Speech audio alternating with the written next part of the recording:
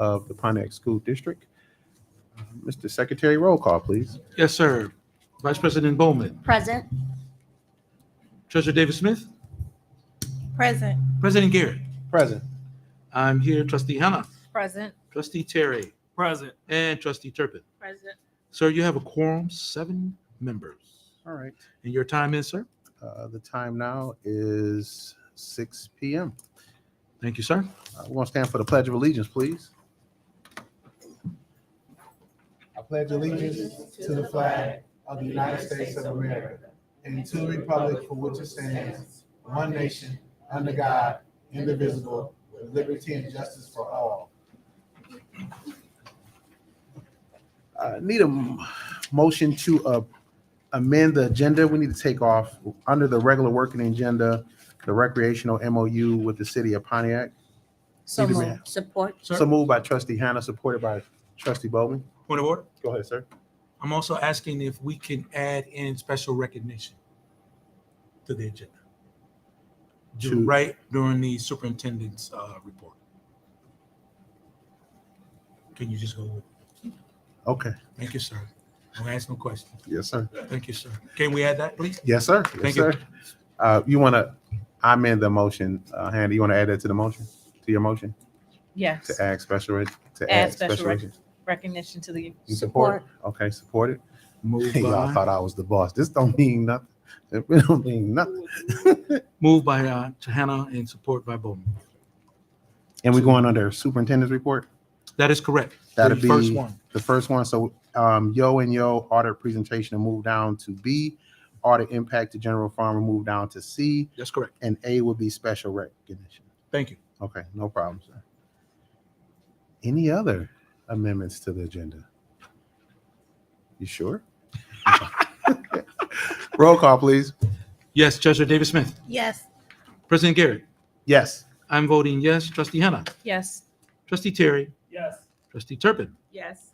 And Vice President Bowman. Yes. Sir, to amend the agenda pass 7-0. All right, thank you. Need a motion on the floor to approve the amended agenda. So moved. So moved by Trustee David Smith, supported by Trustee Vice President Bowman. Questions, comments, or concerns? Roll call. President Garrett. Yes. I'm voting yes. Trustee Hannah. Yes. Trustee Terry. Yes. Trustee Turpin. Yes. Vice President Bowman. Yes. Treasurer David Smith. Yes. Sir, to approve the amended agenda, 7-0 pass. All right, thank you. I appreciate it. We're going to turn this meeting now over to awards and recognition. Superintendent, Pontiac Middle School Gym Shoe Giveaway. Mr. Coy is here. Superintendent. Thank you. We're excited to be able to recognize one of our very own Pontiac residents that did attend Pontiac schools and was fortunate enough to move into an opportunity to develop and design a Jordan gym shoe. And this has been showcased across the world of the work that he has done and the dedication and commitment that he has for his city right here in Pontiac School District. So we want to air a short story article as well that was shared on the news about the shoe giveaway at Pontiac Middle School. And then the board would like to recognize Mr. Roland Coit. Well, even on rainy days and snowy ones that turn to sun, good things are happening everywhere you turn. Detroit is one of 3 cities in the world to get its own Air Jordans. Detroiters have been able to buy them, but tomorrow they go on sale worldwide. 7 Action News reporter Mike Duffy talked to the designer and a bunch of 8th graders from Pontiac who got their very own pairs for free. Shoes mean a lot of things to a lot of people, but now Detroit has an Air Jordan of its own, and it's sending a lot of powerful messages to the community. It felt like grateful. Sean Parker Smith is an 8th grader at Pontiac Middle School. He and his classmates all received their very own pair of Detroit Air Jordans. He said he's worn them once and he'll wear them again. But I don't know about like right now. Are they kind of too special for every day? Yeah, I had to like wear them for like important occasions. Faith Smith also received a pair. She was impressed to see her city prominently featured. Usually you don't see places in Michigan be represented. It's usually like other big states and cities. Shoes are, I'd say, a big deal. It shows what your personality is, and I guess in a way who you are. Roland Coit, the designer and owner of 218 and Burn Rubber sneaker boutiques, knows this intimately. He told me he decided to give over 100 pairs away to students at Pontiac Middle School after attending a career day there last year. And I'm like, what better place to bring them to than the place that I grew up and call home. The first thing you'll notice if you pick up a pair is how many areas are represented in the design. It's bigger than me. It's bigger than us. It's bigger than one city. And if I'm given the opportunity to tell that story, that's what I'm going to tell. This is the first thing they see. Detroit is circled. Pontiac is underlined, right? My store is in my first store, Burn Rubber, is in Royal Oak, so it's an X there. Flint is like this forgotten land at times, but I put a heart around it just to show that it's love. It's always love. Then there's the shoe itself, which Coit says is made of super premium materials. The outside is a kind of like a semi-nappy suede, and the inside has the croc print. Even the bottom sole is symbolic. This Flint water crisis was a major thing, and they didn't just turn the switch back on and it's all good. You know what I'm saying? Like, people are still going through this. We had the idea to represent that on the shoe, starting with like the color of the dirty, murky water. And as we move forward to get back to clean. Coit admits the moment, the whole experience hasn't fully hit him yet. To get this opportunity and to finally feel like we're being seen and we're being recognized, and me being the vessel or the vehicle that's able to kind of bring that to this area and to our people is awesome and fulfilling to me.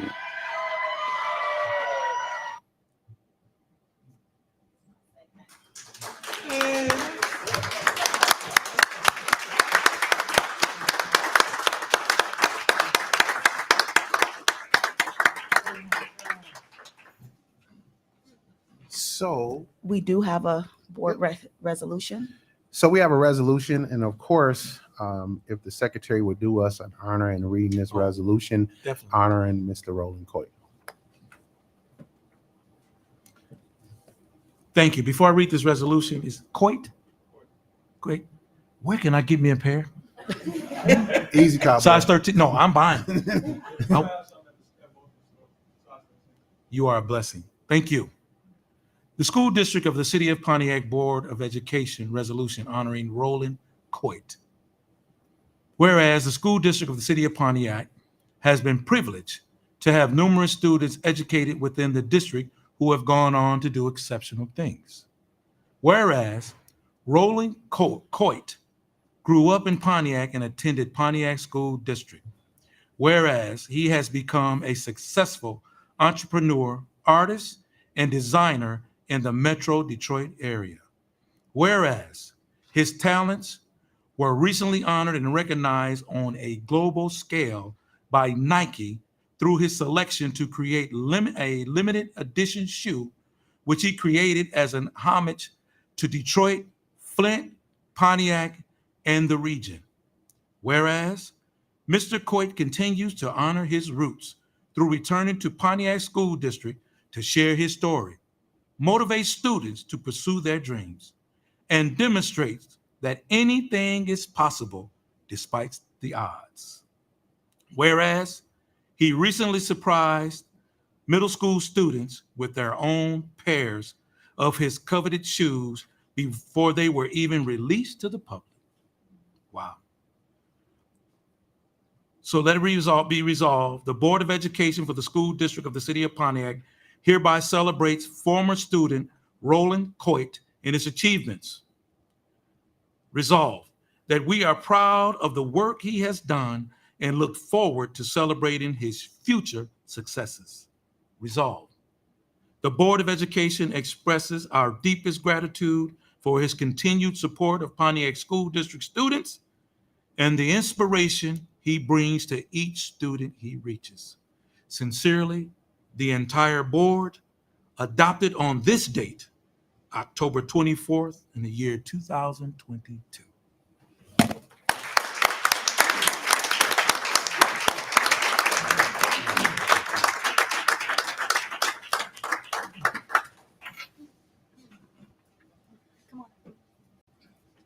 Take a picture.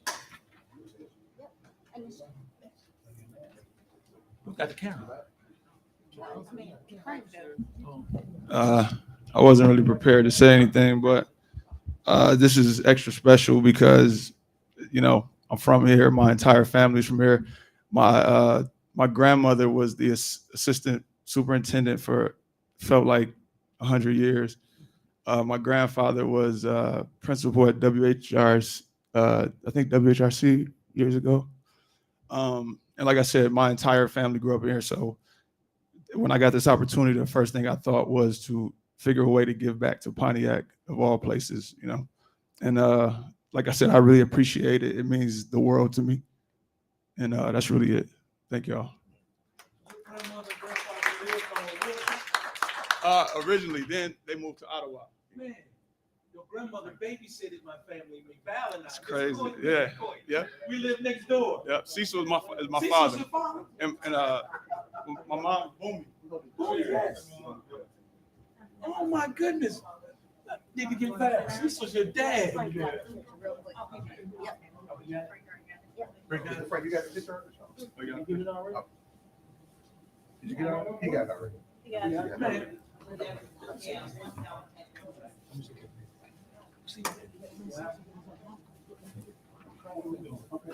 We're gonna sit down. We're good.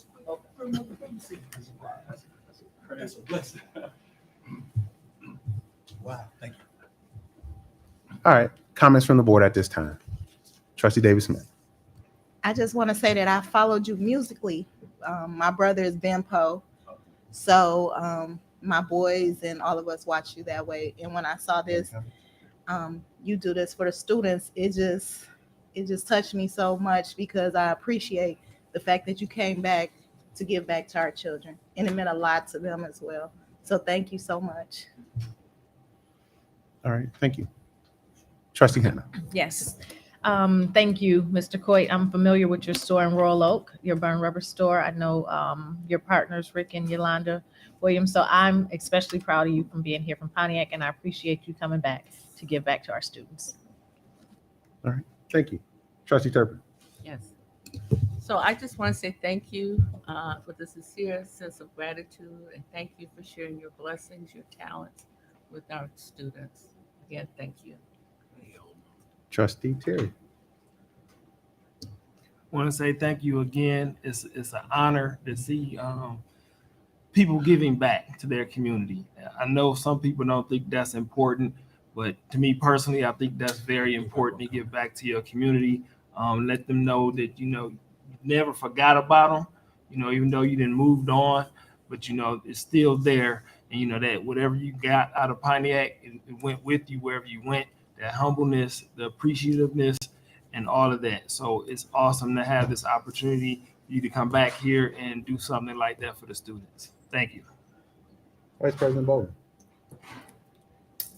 It's just, I'm glad to have known you for the years that we've known each other before. You know, I'm just proud. I'm grateful, and I'm glad to know that even on a national platform, that Pontiac is being put on the map and being well represented by you and your family. Thank you so much. Thank you. Secretary, sir. Thank you, sir. It's a blessing to see you and to know you when you were actually born and being part of your family's history for many years. Your grandparents, I know, extremely proud of you. Rest their soul. Very proud of you. And because of the hard work and dedication they gave to this district for many years. And for you to come back to do this, it says a lot about your commitment. So now, could you imagine how the city would be if we all made that choice to come back and just give a little? And you've given a lot. Bless you. Thank you. Thank you, sir.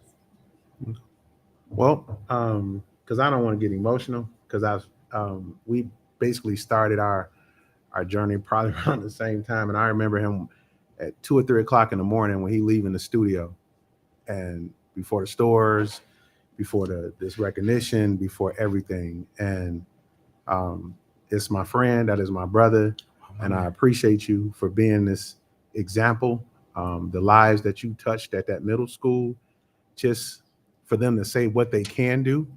I mean, so many times we have to deal with the negativity, but this board has taken a different approach, and you were the start of that approach, that we can be and do amazing things in Pontiac, and we can show the world that what our talents are and show the world how we exist. And not a standardized score is going to identify who we are, not as a student, not as people. And you did that, and you came right on time with that. And I appreciate that. That resolution is to go into our history books, that when we're long gone, those students can come back and say, I remember that, and it'll be in our archives forever. And that was the point. So and be a part of your legacy, so your children can understand clearly. They already know they got a great dad, but ain't nothing like your wife knows she has a great husband, but it's nothing like knowing that my dad did something or my husband did something that's going to live on way past his name. And that's what this resolution was about. So thank you, sir. Ooh, okay. Thank you. We're going to move down to recognition of elected officials. Any elected officials in the audience? Okay. Let's see, 6 amazing trustees. Good evening. Good evening, sir. We're going to move down to consent agenda.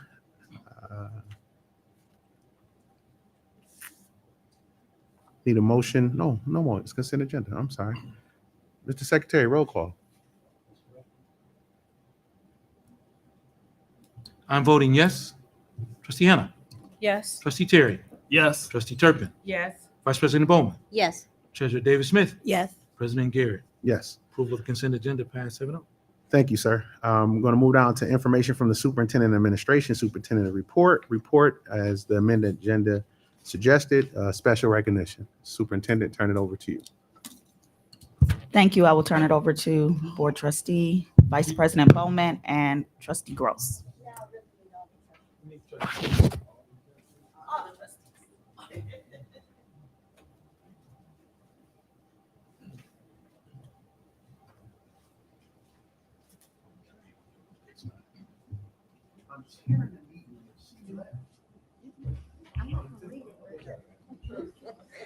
So, Pontiac has definitely been put on the map lately for a numerous amount of reasons, but this is extra special because Pontiac continues to make history. So I will let our Secretary Gross read this fine piece of something here. Thank you.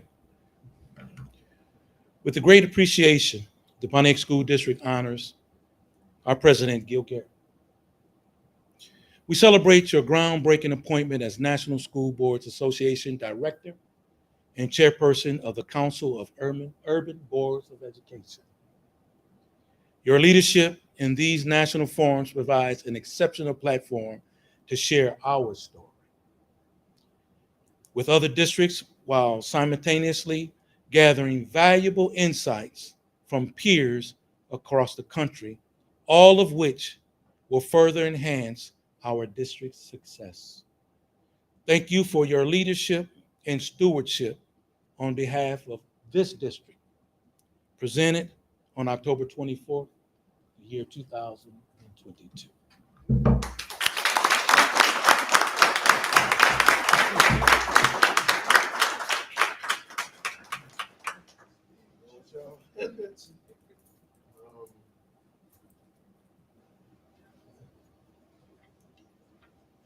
You. And you. Hey, Mr. Coit, I guess this at 2 or 3 o'clock in the morning paid off, huh? Thank you, board. Thank you, trustees. Thank you, administration. I believe in this district with my soul.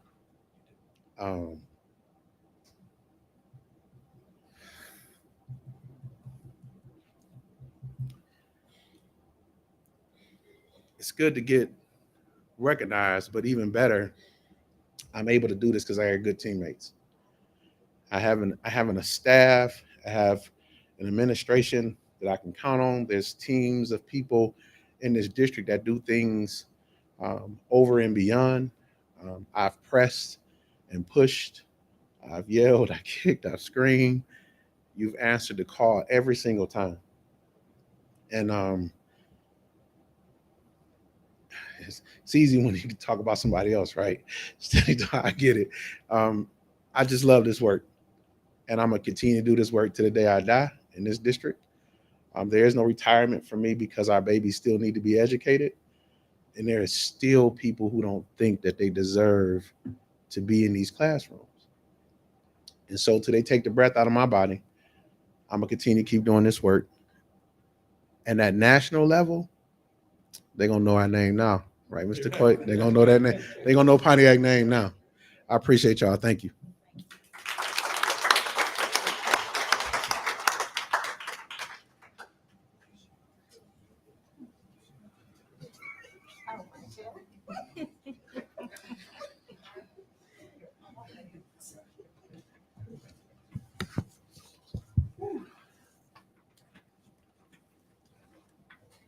I know the next time I say start off with good news every single time. And it's about to get better. Yep. We're going to move down to the Yo and Yo audit presentation. Superintendent. Thank you. This is our annual audit that we share out to the community as well as to the board. By law, we must have a third party to come in to do an annual audit on our school district finances. And so we are excited to have Yo and Yo as a partner who has come in to do our audit and to work with our business department. And we have Joey Winterstein, I'm sorry, that will be coming before us to share out the audit presentation. Thank you and welcome. Yes, please. And I do believe the clicker is up there for you. Okay.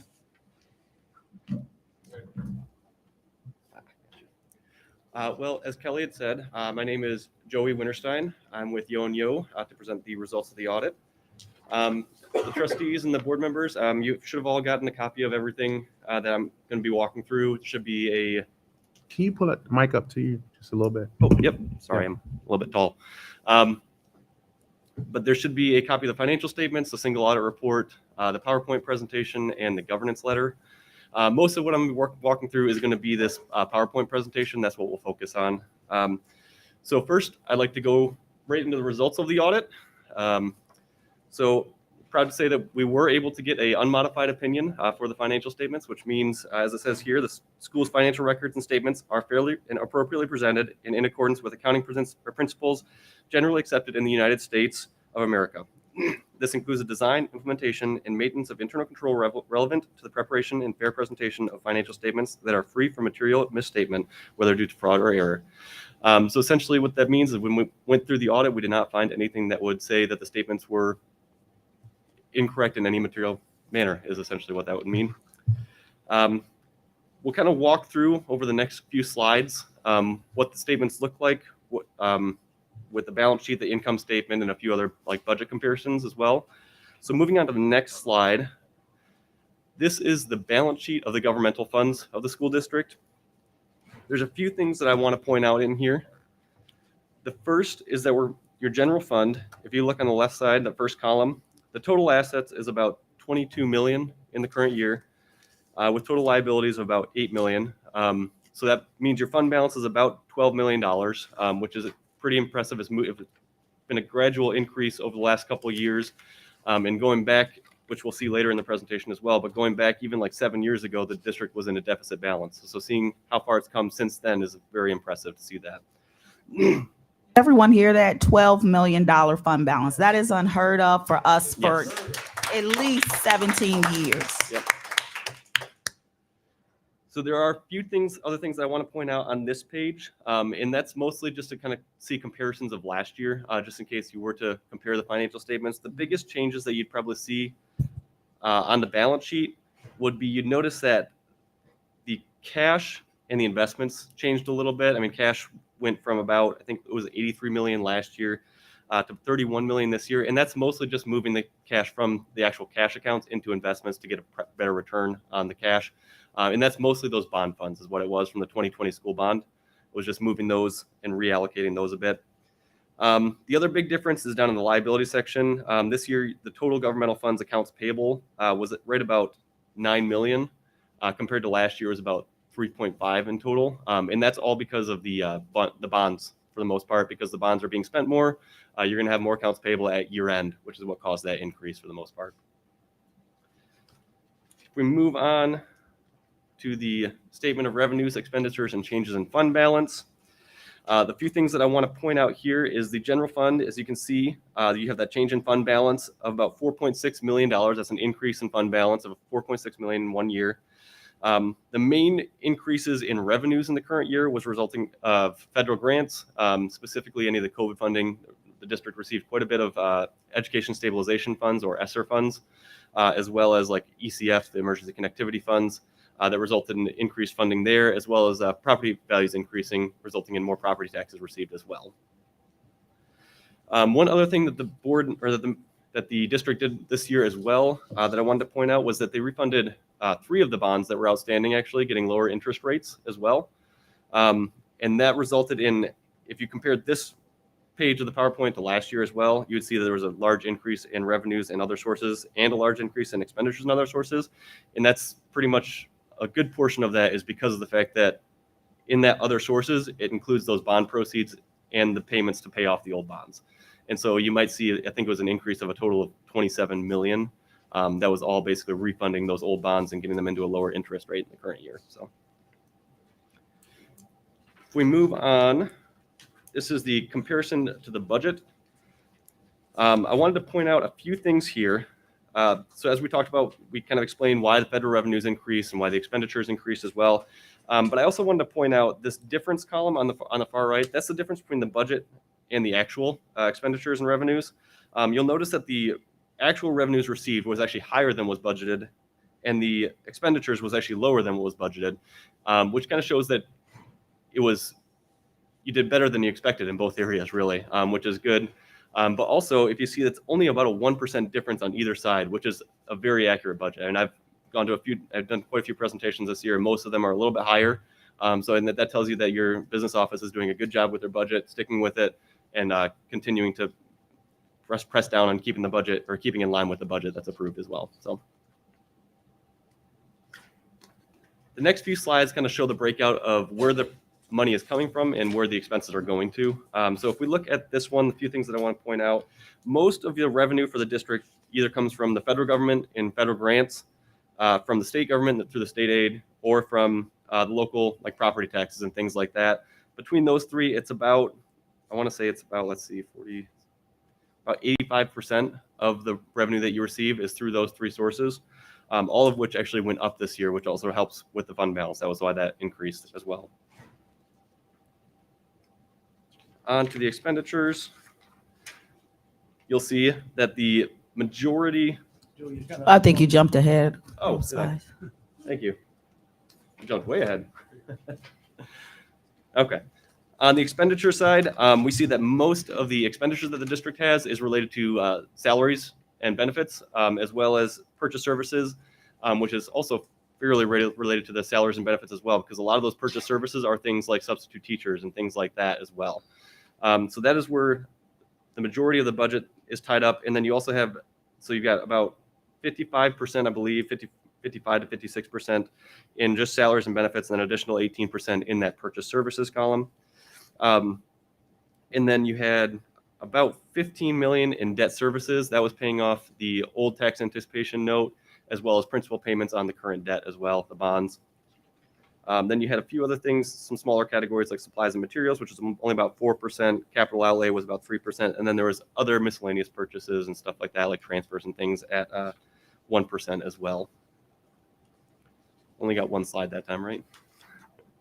Okay. So this is the one that I really wanted to spend a little more time on, because it really shows where the district was at even 7 years ago and where it's at now. That's one thing that I've wanted to point out here, because in 2016, as I mentioned before, the district had a fund deficit of $25 million for the general fund. And it's gradually gotten better, but even last year, it jumped into a general fund balance. And this year it's up to $12 million. So over the last 7 years, that deficit to fund balance it's been a swing of $37 million from that deficit to fund balance. So that's just really encouraging to see. I wanted to point that out because I think it's it's a really great statistic seeing that.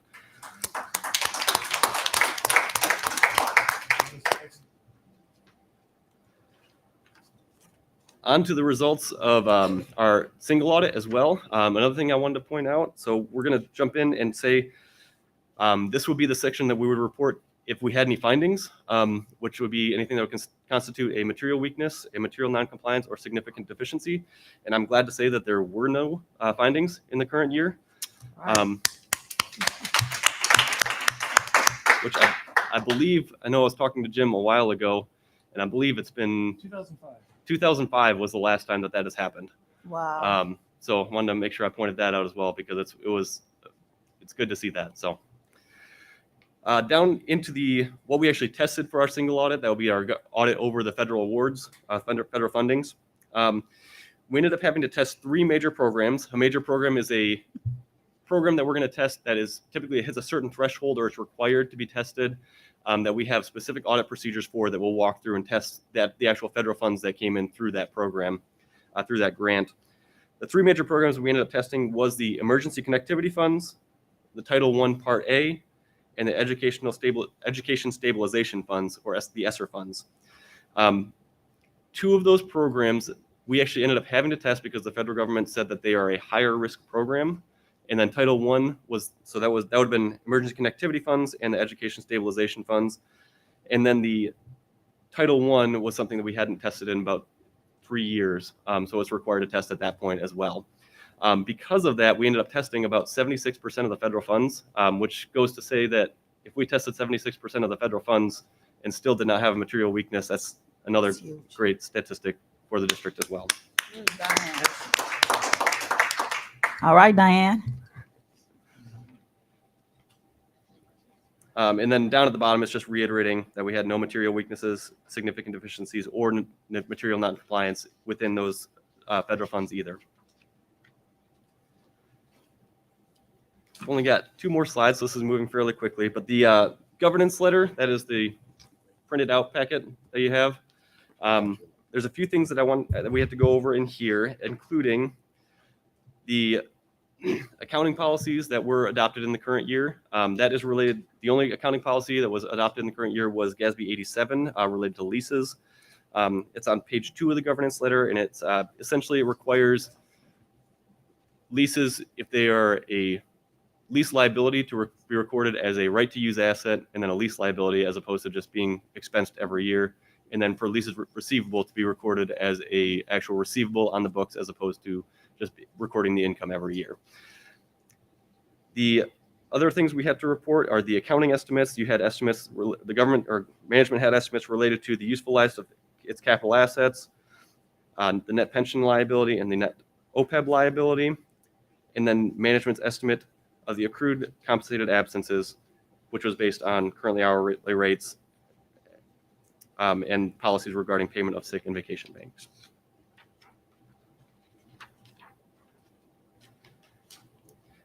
A new auditing standard in the current year requires us also to disclose what our risks are, what were the risks that we saw as in the audit when we were setting up our planning were during our presentation as well. And so the few things that we saw, these don't necessarily mean that they're things that we specifically looked at and said, this is a risk and we need to test it. It's more things that are just what could be a risk and where could there be potential fraud and error and stuff. So the things that we noted was management override of controls, improper revenue, significant estimates, such as the ones that I mentioned on the last page, and then implementation of new accounting standard. That one was related to the lease, or the new lease standard that I also mentioned, and then compensated absence valuation, because that is also an estimate. And then finally, because there was audit adjustments in the prior year, we did include a risk for that. But that we essentially took those risks, implemented them into our audit procedures to make sure that we were covering everything that needed to be covered. Now I'm going to move on down to the end of this report on the governance letter, which includes the management comments. These would be comments that are things that are not necessarily a material weakness or significant deficiency, but are things that we still think are things that can be improved and things that we think should be noted and can be documented better or improve compliance or things like that. We did not have any in the prior year, but in the current year, we had two that we wanted to bring forward. The first was that there was a budget overage in the special service or special revenue fund, excuse me. And that resulted, it was the food service fund. There was a budget overage in both expenditures and revenue. And this resulted mostly because of estimates coming in at year end that were higher than expected. The revenues came in higher as well. So the revenues and expenditures were both higher than expected. As a result, the net effect on the fund balance was very minimal. And so it wasn't a major issue. It was mostly just a documentation issue. And our recommendation would just be that estimates be looked at closer to year end to confirm that final budget amount is an accurate amount that's going to go through there. And then the last thing that we looked at that we have a management or a written comment on it was during our Title I testing. We had tested students that were removed from the cohort. Typically there's an exit code that is documented as to why the students were removed, such as if they moved to a different district, if they dropped out or something along those lines. And the requirements are that the district maintain documentation as to why the student was removed from the cohort. During our testing, we tested 15 students who were removed from the cohort and noted that 2 of the 15, the district was not able to provide documentation to support the exit reason that was entered for the student. Of the students tested that the district was able to provide documentation for, we noted that all matched what was entered in the system. And so during our review, we noted that the issue appeared to be properly maintaining the documentation as opposed to entering the information incorrectly. We recommended that the district remind staff that a documentation should be kept to support the reasoning that a student was removed from the cohort. On to the future and a few accomplishments that we want to point out. The next few years, we want to point out that there's going to be a lot of compliance and planning for federal and state grants, especially with the COVID funding, with the ESSER requirements. So we just wanted to point out that the business office should be aware of those and make sure they're keeping up with compliance on those. Staffing shortages. We know that I think every district that I've been at this year has had staffing shortages, and that's nothing new to you guys, I'm sure. And it's something to keep an eye out on. Try to do what you can to keep people in place. Enrollment trends have also been decreasing, which is also a future challenge.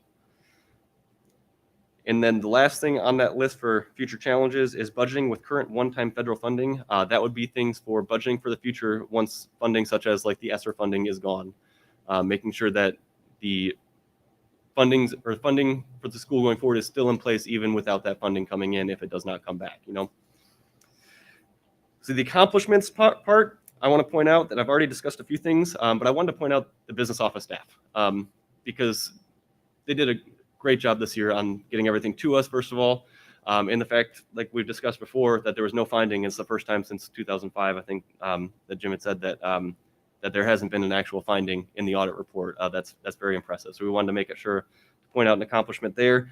And I wanted to point out, too, that the business office staff that you have, everybody that I've talked to in that department, they've all been very passionate about the district. And everybody is very much, they want to make this district a good and desirable district for everyone that's going into it. Like I think like everybody had said, like it was not something that you want to just, you think of Pontiac and it's Pontiac or something like that. It's everybody wants to get to the point where it is one of the top districts.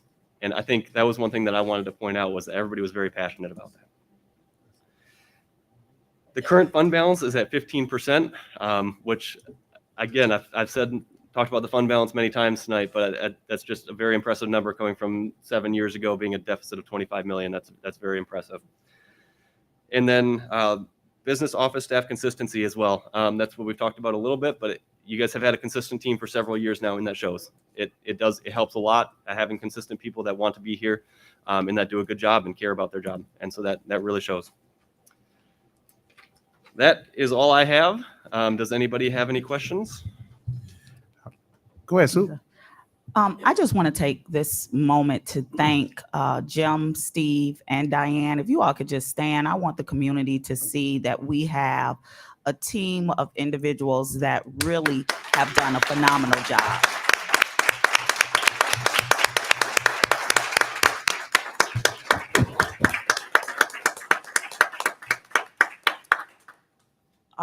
we are not an easy district with as it relates to our financial accounts and different innovative approaches. And this was a tall order to come out of a $52 million deficit. And it has been on the backs of all of us, staff, trustees, myself, and just, I didn't think that this day would come sooner than now. But I want to say that during all of these challenges and journeys that we all have embarked upon in this district, we had some very strong soldiers. And I call you all soldiers because there were difficult decisions that had to be made during difficult times. And they kept coming one after another. And we endured and showed our tenacity as a team to get to where we are now. So I thank not only just the business department, but everyone who stuck through this with us. And I thank my board trustees for giving us the autonomy to bring those hard recommendations, and you all never wavered. You stuck with us through the difficult times and made the hard decisions. So thank you, Yo and Yo, for being a great partner and doing a great job with making sure that we are transparent with our finances and walking us through this time of coming out of a deficit and now having a fund balance. Thank you. Thank you, Superintendent. Comments from the board? One. Comments? Go ahead. Gross? Thank you, Jim. Any other comments? Vice President? I just want to say to our community, I hope that everybody's paying attention and listening. Pontiac School District, we're being good shepherds and being good stewards of our dollars. So community, continue to help us move forward. And I'm glad that we are in the place that we're in. Keep rising, Pontiac. Appreciate you. Thank you. This is huge for me. When I read it, I had to read about 3 or 4 times. This struggle was real, but it also allowed those who endured it to grow. Diane Perez has been with us through everything. Mr. Graham, I want to thank you, your team, but Diane, just from starting this with us and hanging in there with us and pushing us, I just want to especially say thank you, because it's people like you, Pontiac Central. Oh, sorry. I knew that. That when I started thinking about the people that's in the district, right? You know, I hear all the time, you're going to hear me say this more, where people talk about what's not in Pontiac. But you hear the success, and you're a part of that, and you see that. And I want you to own that and know you did that. And you showed up and you stayed. And Mr. Graham, thank you so much for taking on our craziness, for talking us off the ledge plenty of times, and just staying the course. We didn't always have this, right? 2005 and we're in 2023. It's amazing what you can do when you put down the adult issues, right? So thank you, Mr. Yo-Yo. We're going to move down to the audit impact to the general fund operation. Uh-oh. Mr. Graham. All right, I'll defer to Mr. Graham. Bro.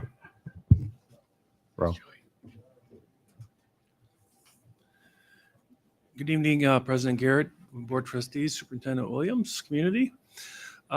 We did do this last year, actually, for the first time. And I think it is something that should occur every year because there is more explanation beyond the audit. I think it's important to put the numbers in context and identify trends, accomplishments, challenges that, again, go beyond it. So I first wanted to, I think Joey did leave, but really thank Yo and Yo. They help make us better. We view them as, some people are scared of their auditors. We really view it as they're going to help us get better and better. And they really have done that. They challenge us and we have long days during the 2 weeks that they are here in district. But I especially want to thank Stephen Sedlars, and Stephen is our controller. Stephen got here just a few months before me. He got thrown into it, and I think he had his first audit. He was only here about 3 or 4 months, and again, stuck through it. He cares deeply about this community. I always say, it's like 90-10. The budget is 90% me, maybe 10% staff, and the audit is really 90% staff, 10% me. So really the accomplishment is Stephen and his team. And I really appreciate their growth. And again, all of them are going to MSBO for certification. Stephen is going to be certified as a chief financial officer himself, working towards that. So not only are they working hard here, they're also getting trained for the betterment of them personally, as well as obviously the district benefits from that. So.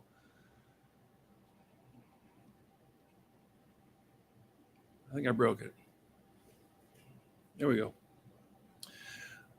So again, this year we had a $4.7 million surplus, increasing our fund balance to $12.6 million. No findings. We talked about that, and it has been 17 years since the last year of no findings. And I think I have a chart. There we go. That just shows, and you can pretty much overlay the shortfalls in a given year with this chart. You can see the amount of findings. We actually had 20 findings in the year 2012-13, 20 findings. And you can see how it dropped off. And right about here is when Diane showed up. And I know Diane, her first audit, she kind of had legacy issues she's dealing with, but that, in my mind, the last federal grant finding was 2014, and that is 100% attributable to Diane and her work, and I appreciate all her efforts. So this just shows, again, we had this last year, it just kind of shows the adopted budget and the evolution of the year as things went on and the changes that occurred. And again, as we did last year, every amendment, we did a little better than the last amendment. The final audit, we did a little better than the last amendment. So again, I think we have a good system in place to make sure that we budget appropriately. And this is the annual surpluses. And you can see again, the years of a lot of findings. You can see the shortfalls for many years. And then really we've actually had a surplus every year since 2013-14. But again, we had that legacy deficit that we had to take care of first. And you can see kind of the shape of that. Again, the peak was $52 million in 2012-13. So I just wanted to show a little bit more history than Yo did in terms of the deficit and the surplus. I like this chart. You'll recognize this, but this shows a fund balance, and the red line is basically being out of deficit. But I did want to also show the tan. The tan used to be a short-term borrowing. And by short term, it didn't affect the fund balance. In 2017, that was deemed a long-term debt. So in a way, it kind of increased the fund balance, but it increased it because of a borrowing. So, and I have pointed that out before. So as we borrow less, we want that to eventually get down to zero. But if we were to say, okay, the $11 million, we don't want to borrow anything, our fund balance actually drops by $11 million. So we have to manage that reduction so that it doesn't adversely impact, because a lot of people, all they're going to see is your fund balance. They don't necessarily know what you're doing behind the scenes. So, and then this one is our overall debt. And those are the emergency loans. And you can see those are going down too, and will continue to go down. So the components of last year, we did have operational savings like the year before, either directly or indirectly related to COVID, either through additional revenues. We also had reductions a little bit in transportation, not because we wanted them, but because they couldn't find drivers.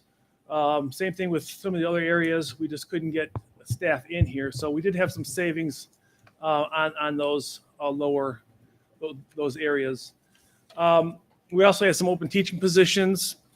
Again, we budget the full-time staff, or we budget full staff in the general fund, including open positions, and we budget half the open positions in special ed every year. So if those end up not being filled, then those do impact the budget by the end of the year.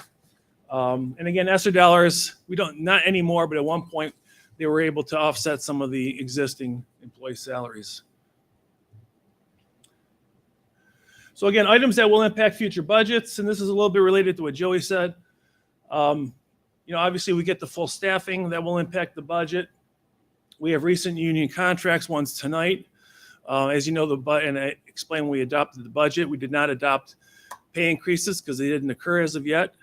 So that has to be incorporated in the first amendment. We also will eventually, hopefully, get the full transportation and custodial operations. We have significant inflationary pressures. We're experiencing those. One of the issues they have in the food service program that really caught us off guard a little bit, because the bills are delayed a couple, usually 60 days, is the increased cost in food that we have to make sure we budget a little better for next year. We're going to lose the COVID funding. We have to make sure that if we're going to continue to incorporate some of those program staff, that we have an identified funding source for those. And obviously we want to continue to reduce our TAN as well as our debt.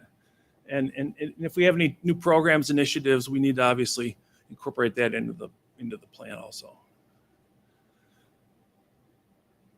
So additions to fund balance, these are good things that are happening. Our tax base grew 11.1% last year, phenomenal. That directly impacted our funding for property taxes, huge increase for us. At-risk grant was increased. That helps us also, although those dollars have to be used for certain purposes. The special education reimbursement was increased. That's significant. We have a high special ed population. So that also helps us with our bottom line. We're finally making interest. Stephen and I, we've set up investment pool funds. And we think last year was about $20,000. We should be $300,000-$400,000 in interest this year that we're going to earn with all our investments. And then collapsing at classrooms, obviously, as that occurs, that does change your costing. And again, this was from last year, just the grant revenues, and I don't need to go through all this stuff. I know we don't want to have too much finance tonight, but it does show that prior to COVID, the spending went down, and the spending went down because the grant was covering some of those costs. So there is a gap of about $3.7 million that if we get back to full operations, could impact the budget. We need to be aware of that. Special education, same thing. Some of those either were reduced costs due to COVID, or some transfers of funds also to the grant. And then you can see the grant, and this is the grant. You can see that the other ones went down. Well, this would have been the normal progression of our grant, and we went up to here, again, because of the ESSER COVID funding. And this will eventually drop off, and we're going to end up being here, so we have to make sure we plan for that. So looking in the crystal ball, I mentioned once ESSER's gone, you have to be aware of that. I think the days of, I hesitate to say, but the days of $4 or $5 million surpluses are probably going to be unlikely. We're going to be looking at more of a break-even budget. But again, the good news is we have a 15% safety net now that we didn't have before. And again, as long as we continue to have a robust tax base, we should be absolutely fine moving forward. And again, probably this year is the last year that we'll have significant dollars in ESSER. There may be a little bit in the following year, but that is that. So any questions? Any questions from the board? Going once? Comments? Trustee Gross. Thank you, Mr. Graham. I do recall, and you answered my question that I asked, I think 2 years ago. Remember we talked about the interest? Because I do recall several years when I was on the board before, that was a real important item that we talked about with the amount of monies we receive and how we're able to gain interest. And to hear that we've gone from 20,000 to a possible 300,000 to 400,000, that occurs yearly or within so many amount of years or months. Well, that's directly related to the Fed increasing the Treasury rates, which I think most people think they're going to be around to stay for a year or two. Good. So, so we will benefit this year and likely next year from that. Yes. Thank you. Thank you, sir. Any other comments? Okay. I truly appreciate this report. I always like talking about money because if you do not have money, you cannot keep the lights on. If you do not have money, we cannot educate our kids. And if we do not have money, we cannot pay the staff. But to have this surplus, to have the audit, to have the things that we have now in place, I feel like just personally, I can breathe a little bit. I'm not as panicked or have anxiety at times. We have a system that works. We have formulas in the district that work. Formulas that we can take to other districts that's having these same concerns and same problems. It amazes me when somebody can put something out there and they talk about test scores, standardized test scores, but we never talk about the money. And we never talk about the savings. And we never talk about how we're supposed to educate those kids who come to us from the places that they come. And not all, it's not everybody, it's not every student, but it still takes finances and it still takes the proper staff. And I want to commend this administration and staff for putting formulas together that you now can take with you, and you now can take, I'm definitely going to take it to the national and say, we have formulas that help kids that look like us, that come from places that we choose as educators and professionals to deal with these kids. Because after this last weekend, and I'll discuss it in my closing comments, again, everybody don't choose to do this work. They like the easy way, and y'all didn't take the easy way. So I appreciate y'all. Thank you so much. And if there's anything that we can set straight or correct from this board, please let us know. Thank you. Thank you. Thank you. We're going to move down to one of my favorite items. Oh, this is one of my favorite items right here. Discussion items, electric vehicle passenger vans. Yes, we said it. Electric vehicles, passenger vans. Superintendent. Thank you. This was one of the board's vision, particularly the board president brought this to our attention about moving forward and being really a trailblazer in Oakland County as it relates to local school districts transitioning to having EV chargers available for the community and staff, as well as becoming one of the first districts to begin to purchase EV vehicles, as well as applying for a grant for transportation, our busing systems, to be able to purchase electrical buses. And so with that, we have hired our innovative coordinator. I know I'm getting the name and title mixed up, but the man, Bill Holcomb, who has helped guide this trailblazing approach for the district to be able to purchase these first vehicles in our district, and to be able to say that we are going to brand these vehicles to talk about our story and to be able to transport our students when needed. And I'll turn it over to you, Mr. Holcomb. Thank you, Superintendent Williams, President Garrett, trustees. I bring before you tonight a request for 2 10-passenger electric vehicles. The school district of the city of Pontiac has been developing its electric vehicle EV implementation plan and EV infrastructure capabilities over the past several months. This request is for the first of those vehicles in the EV platform. I'm going to get on a little soapbox, so bear with me for a minute. This may get a little dry. Cars, trucks, and other forms of transportation are one of the biggest producers of air pollution in the country. Emissions from the transportation sector significantly contribute to ground level ozone pollution and particle pollution, both of which are very harmful to health and can even cause death. Cars and trucks also emit carbon dioxide, which is one of the greenhouse gases responsible for driving climate change. Further compounding the issue, climate change makes our air quality worse, as warmer temperatures lead to greater formation of ozone pollution, and more frequent and intense wildfires result in particle pollution. The 2020 State of the Air report found that nearly half of U.S. residents are breathing unhealthy air.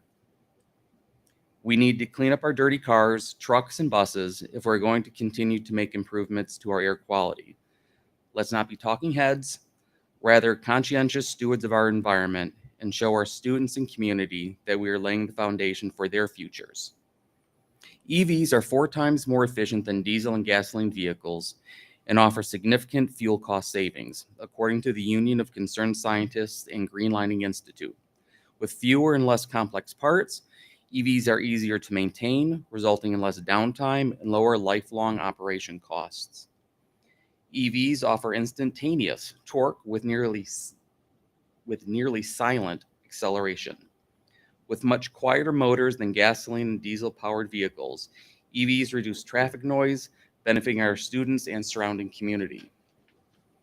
These vans will be used to support our smaller athletic teams such as volleyball, cross country, and wrestling that don't require a large bus. Additionally, the vans would be available for other uses, such as when the security department needs to pick up or transport students, or any transportation issues that may arise that require a smaller transportation vehicle. An exciting graphics package called a vehicle wrap will be applied to the vehicles to identify them as Pontiac Schools vehicles and messaging appropriate to the project. Examples of that could be Pontiac Schools on the move or Pontiac Schools charging forward. That can all be worked out at the discretion of the board. We will work with the Board of Education and the Communications Department to determine the actual verbiage and the design. A visual sample of the vehicle wrap is attached. I don't know if you got it in your sheets. If it's in color, it's much more exciting than black and white. This particular graphic package was used for the Detroit Youth Choir. They use that for their buses down there. So hopefully we'll come up with something similar to that that shows off Pontiac and our exciting endeavors. The company that we'll be working with is called CG Detroit. The package is $6,000 per vehicle. This would include any design time, material, and installation at CG Detroit. The final cost may vary a little bit depending on the amount of coverage, the perforation of vinyl on windows, the amount of design revisions, etc. But the $6,000 cost would cover all of those variables. We reached out to several companies in the area to get quotes for the vehicles and came up with 4 vendors shown in the attached materials. Criteria for the selection were product availability, number 1, turnkey bundle, and configuration to meet the state of Michigan 10-passenger van requirements. So a little bit more on those requirements. If we are able to certify the vehicle as a 10-passenger van, we do not require a driver with a CDL license, which is huge for us. That means basically anybody can drive the van with those students. So the coaches could drive, the security, the PAO officers could drive this. Any warm body we can get who's fits our criteria can drive that. And we'll have the companies actually recertify these vehicles as 10-passenger vehicles. So if they're ever identified in a finding or pulled over by the police, we can show that this is truly a 10-passenger vehicle. We'll be working with a company called Forest River, who's doing the customization on the vehicles, who will recertify them. So you have a spreadsheet there attached with the different companies that we reached out to and the findings of those companies.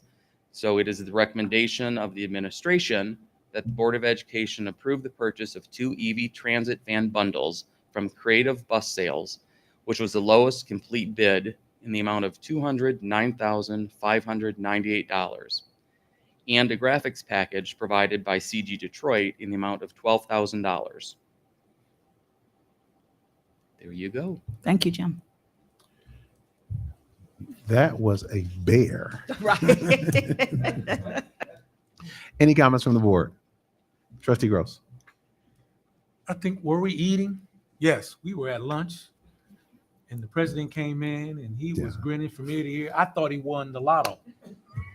I did. I said, what's going on? And we sit there like, wow, unbelievable, because the federal government is leaning more towards that way, and they're providing federal grants for the districts that go into electric vehicles, especially buses. So let's try to get that 7 and 11 million from the federal government, because we're headed that direction. And I appreciate this. This is a great thing for our children. Thank you. Thank you. Thank you, sir. Any other comments? VP? I'm excited. Electric vehicles and solar, those are my things. So, so I'm glad to see Pontiac moving in the sustainable energy realm. So continue to move forward, Pontiac. I'm excited. Any other comments? Trustee Terry? Just comments. No, go ahead with your question. Go ahead, sir. I'm sorry. We like to have a nice time. I'm sorry. Go ahead, Trustee Terry, with your question. Sorry. Thank you. Appreciate it. I had a few questions that maybe between you two, you probably can answer those. Where would these vehicles be like housed or stored? The plan right now is the vehicles will be secured at the FEL Center, which is our transportation department. Okay. And then who would I'm assuming the transportation department will be the overseers as well? No. We discussed that. The keys will remain here in my office under Cynthia's guidance of signing the keys over to whomever may need them and keeping a log of when they sign out and when they sign back in. So if anyone is needing to use the vehicles, they would need to get the keys from Cynthia, sign out, and stamp the time. I like that. Okay. And then my last one, I know it's kind of mentioned as far as some of the rebates that's out there that the governments are offering right now. I guess my thought was, in regards to this being an electric vehicle, what kind of impacts have we seen as far as like insurance rates and maybe how that would impact our budget going forward? I guess considering that we're looking to make this move maybe long term to eventually get away from the diesels and everything. I'll let Jim address Jim, the you're going to insurance answer issue. that? Okay. I did speak to SESEG about the insurance on it, and actually they are starting to see these vehicles. He didn't actually indicate the rate, but it's probably similar to our current rates, because the big cost for vehicles is, if it's damage, collision, repairs, that type of thing. So I can ask them long-term trends. Do they see that number getting better, or lower? You would hope so. But again, these are probably about 2 to 3 times the cost of a gas-powered vehicle, if you comparable the transit van. So it is a higher cost vehicle. So it potentially could be a higher cost to replace it. But our rates, I don't believe, are going to change for this vehicle for insurance. Okay. That was it. Thank you. Thank you. Trustee Gross. I'm good. I mean, we're going to be able to save monies as it pertains to gas compared to gas and electric. Absolutely. Correct. That's a big savings there too. I want to implement that. All right. Thank you. Trustee Turpin. I'm just interested in the service component when they break down, because everything breaks down. How is that handled? So these vehicles are based on a Ford Ford T350 chassis. So maintenance right now will go through the local Ford dealership. Okay. Thank you. Any other questions? I love it. Okay. I want to give us a recognition to Vice President Bowman.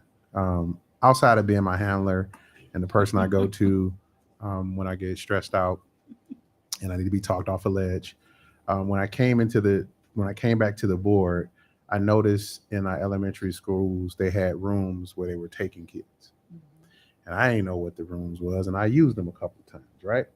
But it just goes to show that you're not just a board that sits here and we're administration, you're over there, we're over here.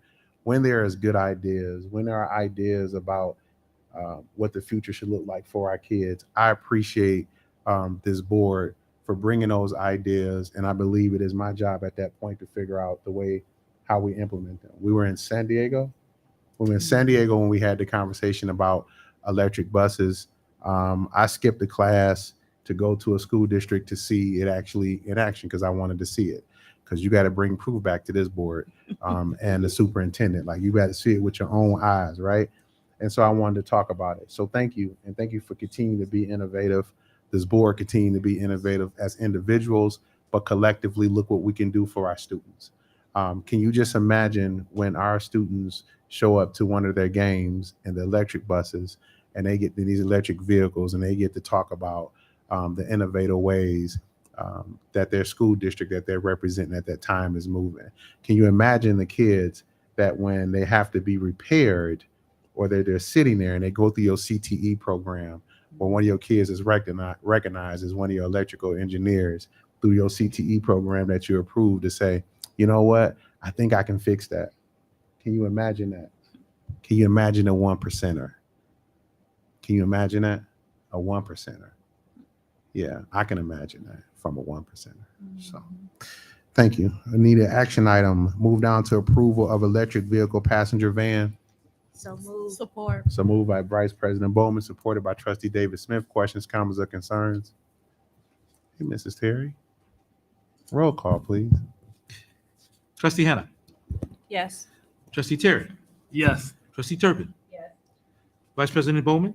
Yes. Treasurer David Smith. Yes. President Garrett. Yes. And I'm voting yes, sir. The passage of the EV vans of 7-0. Awesome. Thank you so much. We're going to move down to finance report, monthly financial reports. Mr. Graham, Superintendent. Okay, thank you. I guess this is a night of finance, so we'll keep rolling. He can't help himself. I never thought I'd find somebody. She'll get it. I never thought I'd find somebody that likes to talk about money more than me. Trustee Terry loves talking about these parts of the meeting. money. Oh, here we go. All right. Thanks, Frank. So the first slide is the general fund cash flow. And again, you're going to see a rather sizable $19 million we have. And again, the majority of that is being invested currently at 3+% interest. So that is in kind of identifying how we're going to come up with the rather large revenue this year. So, and at this point, we've already paid off our TAN. You can see we paid $4 million last month, and we paid off the last $7 million this month. So the $11 million in TAN that we borrowed is already paid off. So that $19 million is a correct number. Yes, President. So let me get this right. Okay, y'all should be enthused, but you're not. But that's okay. I am. So let me get this right. So we borrowed the $11 million, and it's not even through our first budget amendment yet, and we just paid it off. Did I hear you correctly when you said that? Yes, yes. Oh, a little bit sooner than last year. Yes. Oh, okay. All right, just cool. That's fine. I just wanted to keep okay. Thank you so much for that. Being a past treasurer and all, I just get excited about stuff like that. Sorry, but not sorry.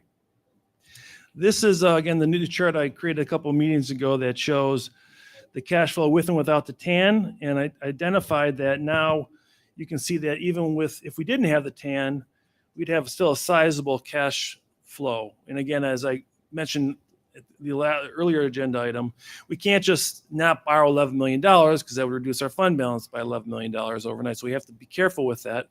But the actual reliance on that is almost gone, having to do that. So I hope that makes sense.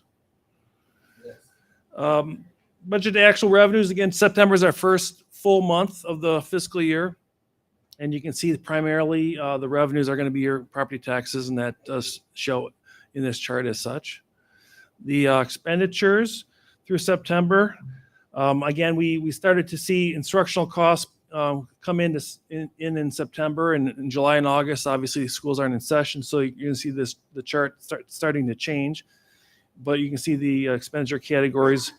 We spent about just over $4 million we expended in the month of September.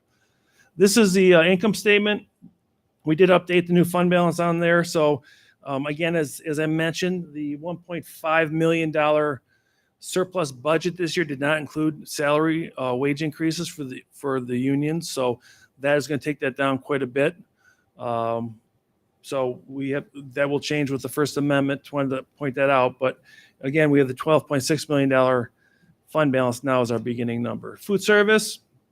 Oh, yeah, food service. Again, September is the first month. Now, our revenues are about a month behind before we post them. It's just the way the system works, getting reimbursed through the federal government. So it doesn't show the actual revenues as of the time I prepared this. We didn't have those posted as of yet. So we are getting those dollars, but they're a little bit behind. Sinking fund, about $7.2 million balance in sinking fund. Again, primarily they've been used for, sinking fund's been used for repairs. We did have the teen health come out of here, as well as the middle school and high school science labs. You're going to see some of the science labs starting to come out of this. And again, these dollars will be available for other projects that could also be in the bond. And this will be rolled into our discussion in December regarding where we go from here in terms of all our projects. This shows the bond issue itself. Again, you can see that we spent about $7 million so far this year that has been expended since July 1 for our projects that are in process. And then other information, we've mentioned the audit, no emergency purchases. I did want to point out that Steve is not here, but I had him run a report because sometimes I did mention that Pontiac's very unique. We have about, I think, 8,000 account numbers. My last district had 870, so about 10 times as many. A lot of that is attributable to grants and just the way it's set up here. So it can be very complicated. Last year we had just over 80,000 transactions in an account number. So 80,000 transactions. So you might have like a teacher salary. We spent $5,000. That's one. We had 80,000 last year. This year we broke 100,000. We had 100,000 transactions, which is a sizable amount of work that comes through the department. So just give a framework about how much data. And my goal has always been, I want to look at 10,000 foot. I want to make sure that trends are going well. You get the details are important, but if you just focus on the details, you sometimes miss the big picture. And so I view my job as looking at the overall picture and make sure everything is going well. Individually line items, we might have a plus or minus, but I know collectively we are in good shape. So that's been my focus. But 100,000 transactions, which is way more than I thought there was going to be. So with that, be glad to answer any questions you have. Any comments from the board? Questions? Okay. Seeing none. About the account numbers, the account numbers themselves. Have you started eliminating account numbers as you've been? Yes. As we've been going. So how can you give, just for instance, how long would that process, or do you think? Well, some of it we can. I'm sorry to interrupt. Some of it we can't help. I know the way Diane, and I don't want to change how Diane's stuff because Diane obviously is a rock star. So Diane basically has a new set of accounts every year that's tied to a grant year. Gotcha. So she may have 3 grant years going at once. So that's a sizable amount of accounts, but it works for us. And again, just the size, the number of grants we have kind of goes to that. So I have eliminated in the general fund the individual workers' comp and unemployment accounts, because those are like $5 here, $10 there. Kind of silly in my mind. We put those costs into like overall summary accounts, and that eliminated, I think, 700-800 account numbers. So we did do that. So I will continue to review it, but some of it we're just going to have more than the average district, just because a lot of it's because of how we do grants and how many grants we have is really driving that. So. Okay. All right. Well, I thank you for appreciate, and I appreciate you working on that. Just a little historical perspective.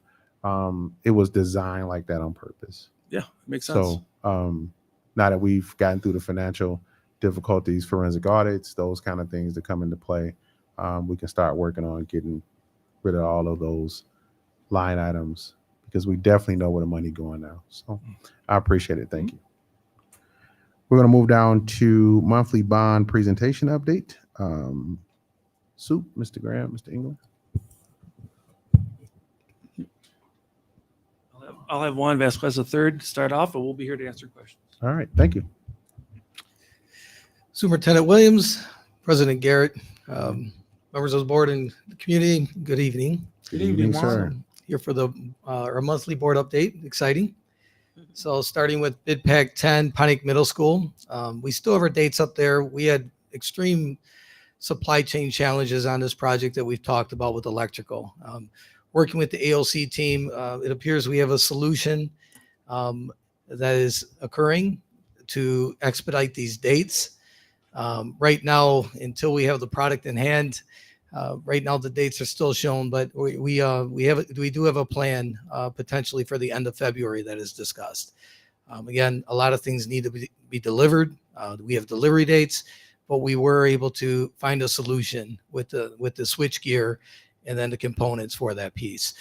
Again, I'm just cautiously optimistic, but that's where we're at right now, and we're working really hard as a team to make sure we can make that date. Oh, this works. Hold on. Oh, thank you. Okay, she's got me. Okay.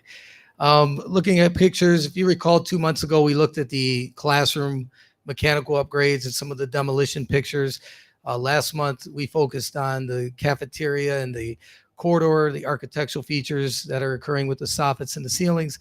I figured this one would be a different, let's mix it up, show you the kitchen. So that's the masonry walls. As of a week ago, walls, actually, they should be built now. So the kitchen is in progress. Next slide would be steel as well, which we discussed. I think we have a couple slides showing all the steel frames on the roof that are for the mechanical units. Those mechanical units will be set shortly. We have a crane lift plan that's being reviewed by our safety team, and there's a lot of mechanical units that will be set. So that's a big part of this infrastructure for the heating and cooling. And then we're on to WHRC. This is still an old slide showing a area that's substantially complete with the north wing. And next slide would be, I wanted to focus on the multi-purpose room. So this picture on the left is actually, you can see the panels are on the back end, the translucent panels. The roof is watertight. As we speak, they're getting the walls watertight. And I know the rooftops are scheduled to be started in the next 2 weeks so we can get heat in that space for the finishes. The picture to the right is actually the spiral ductwork for your heating and cooling, just showing what that looks like in the space. And the next slide is actually the outside of WHRC. So the brick was installed. You can see the translucent panels that are occurring. Looks really nice. Metal panels. So it's looking really good. This is the corridor we showed last month where you had about 20 masons and 2 saws and walls being built in the corridor with masons. That's the masonry wall. That's your very large corridor, your multi-purpose room. So when you walk down the new corridor of the existing gym, you make a left. That's the very large addition corridor. And on the other side of those walls is a picture on the right, which is like a locker room and toilet room. So we'll be building those shortly. In order to build those, they have to finish the mechanical piping, get it inspected, insulate it, and then build those walls. And actually, those walls are in progress. I was tempted to take this off just because we've reviewed it multiple times. So I just left it to one slide just to remind you the Whitman doors and windows is complete. I have my team challenged to close that out by Thanksgiving with punch list. Same thing with Bid Pack 13, infrastructure upgrades, conduits in progress. We're being creative. We're even looking at what we can do at night potentially for any summer work where we can install conduits and go from there. You're good. Going on to Bid Pack 14, so that's the middle school, high school upgrades. We do have our color-coded chart there, so we know all the areas in blue are pretty much complete. The area that's really pushing right now is the red area, which is the middle school parking lot. We think we have a slide showing the next picture. That's the middle school. We did unfortunately run into existing conditions there with the existing grades. We have to do some undercuts. Unfortunately, the existing, I guess you could say, material beneath the existing pavement was not suitable, and it's failing. So we did have contingency and allowances in to pick some of this up with your testing consultant and their guidance on what we need to do and how much to cut out, bringing good material. So that way you're putting in a good product, right? We don't want to put pavement over unsuitable material. We want this to last a long time, so that's in progress. That's the middle school. And actually, if we can go back to that slide, as we discussed last Thursday, President Garrett, Arlene lights are finally up. So the lights are on. They're currently working on the bus loop. End of the week, actually middle of the week to end of the week, I'll just say the bus loop should be up and running. And then there's 2 poles that we added in addition to the Arlene existing lights. Those will be stood up and installed with power next week. And then the middle school is on target for the first week of November. Let's say by November 7th for the election. We are on target, even with those existing conditions, to still have it paved out, even if it's the first course of pavement for the election. So we're on target. It looks like Mother Nature kind of warmed back up a little bit to help us out too. So that's good. We can go to the next one. That's middle school pictures. And science lab, to me, even though it's a different project, it's part of the middle school upgrade. The concrete's poured in the trenches. Since we're talking middle school, I already passed Mid-Pac 10. Just to show you, I know Mr. Gross, you asked with these electrical issues in the last meeting if we're still just working. We have we've got things going on. Casework, the cabinets are showing up middle next month. So really, we're almost in November. Middle of November, the cabinets are showing up. We're still moving as we're building the car. If we don't have the battery for the car and the battery showing up in February, the car is going to be built. We're just got to put the battery in. And there's a little bit more than that because there's commissioning of rooftop units and boilers and things like that, or at least rooftop units. But things are moving. Got a lot of trades moving really good in there. The theaters. Okay, this is the side walls of the theaters. You can see the architectural that Brian and IDS designed. That's the drywall that's at the sides of the theaters. It's a very nice design. That, I believe, they're taping it out. If you don't know what taping is, it's really mudding the walls, finishing it, sanding it down, and then it's ready for paint. I know seating is showing up, I believe 3rd week in November, end of December. I'm sorry, end of November. So we're on target for the theater as well, to have it architecturally where you can occupy it with substantial completion. There's still some things with the theaters that are potential long lead that we're finding with some of the audio video equipment, but we'll have the space. We could talk about that in the next meeting. We'll have the space up substantially complete with seating, and it's going to look really nice in there. Concession. So concession, the only thing that's really up for that is they've been grading that site and getting it ready for paving the week of the 24th. So this week, paving it out. The gym floor. So the gym floor ties into Bid-Pac 27 waterproofing project. I'm going to take this. This is more my element. So the gym floor is actually showing up tomorrow. So we're in a position tomorrow to receive the wood floor. They actually started today with the vapor barrier inside the gym. There's a barrier that gets over that concrete slab to help seal it up in case you have a potential for water that goes through the slab. The wood floor is showing up tomorrow from the Upper Peninsula. So we're receiving that wood floor, and it's going to start installation. And we're on target as well for the bleachers. So it's still on target for the end of the month. I know Mr. Gross was asking about painting. Painting the entire gym was not part of the project. It was added to the project, and it is pretty much, they're wrapping it up. They finished everything in the gym floor area. They're working on the side walls where it says Home of Phoenix Pride and everything. So, but we did paint that all out. It looks brighter. Good, because it makes sense to get the painting done before the floor is put in. Yes. I know we talked about, I think we approved with new scoreboards, baskets. Those things are, where are we? We received documents about a week ago that are being reviewed, so we can put that out for bid. Unfortunately, that stuff will be after, to put it out for bid. You guys, it'll be all in a future board meeting, but that'll probably occur next summer. The scoreboards and anything that was added. The good news is those lights that you see, the light was long lead. We originally had in the schedule that those would be installed next summer. Well, I guess you could say summer of 2023. We were going to have to protect the wood floor. Supply chain's crazy. WHRC lights took forever. They got those in time. We got them installed just in time for everything. So the lights are complete. So that's a big win. Let's see the next slide. That's an old picture. You'll see in the next one that it's backfilled. So that's just showing you the waterproofing that's been occurring. I know we have to add a structure out there to take on the drain tile, the edge drain that's around the perimeter of that gym. And that's, you can see, is backfilled. So that's the dense glass and the waterproofing air barrier that's on the north and south elevation. The west elevation you drove by today, we have it protected from weather. We found existing, which might have contributed to the water as well. You had metal panels up in the upper portion of that plastic, and there was no framing or anything there. There was no insulation, no framing. So we're putting framing in. We added framing, insulation that's occurring. You'll see the framing occurring. That way, then you'll see that, I guess you can say, that purple board that's on the ground called dense glass, and then the waterproofing that goes over it with air barrier. In the metal panels, we haven't, those were scheduled third week in November. We have them. They're on site. So we'll be starting those shortly.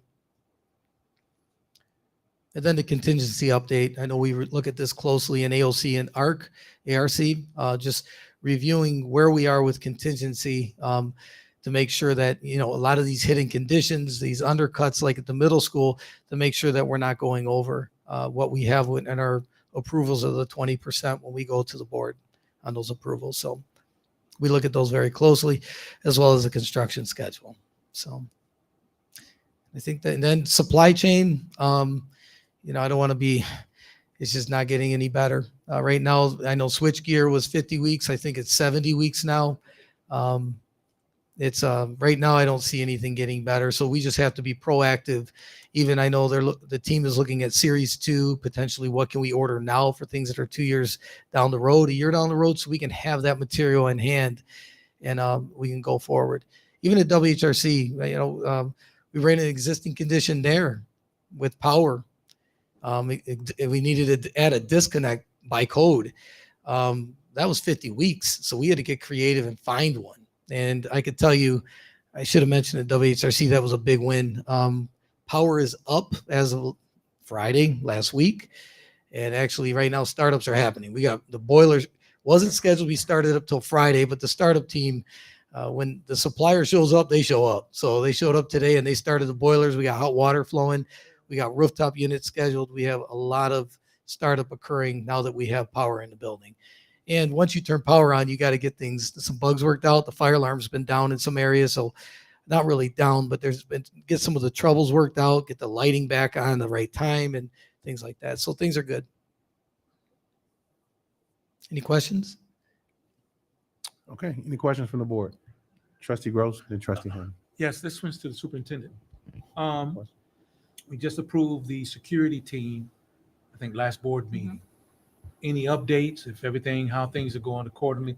We approved the security team to monitor all of the materials that's out in the open and all of the work that we're doing to ensure that everything is safely kept. They are working. They started the day after the board meeting.